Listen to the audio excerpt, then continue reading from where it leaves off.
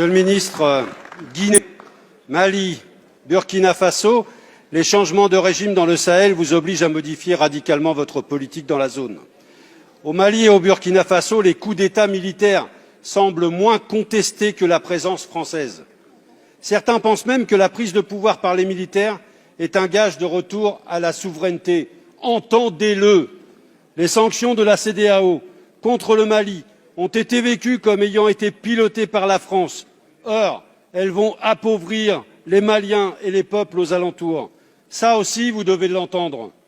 Le résultat de votre obstination, c'est que notre ambassadeur a été expulsé du Mali.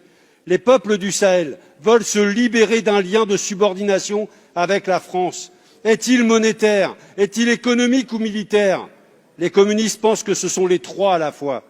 Il faut rebattre les cartes de la présence française au Sahel.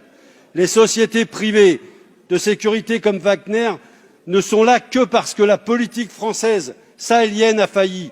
Malgré le courage de nos soldats au Sahel, l'armée française a échoué. En conséquence, annoncez un plan de retrait de nos troupes avec un agenda concerté. Plutôt que les accords d'Alger qui vont déchirer le Mali, soutenez le désarmement de tous les groupes armés, comme proposé dans la feuille de route de Lusaka.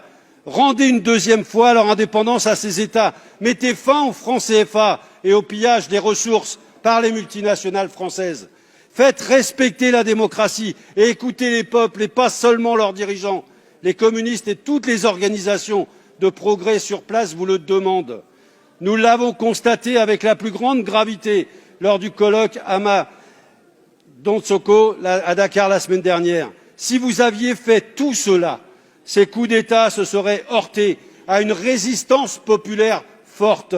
Monsieur le ministre, n'est-il pas temps d'écouter enfin les forces de progrès africaines ?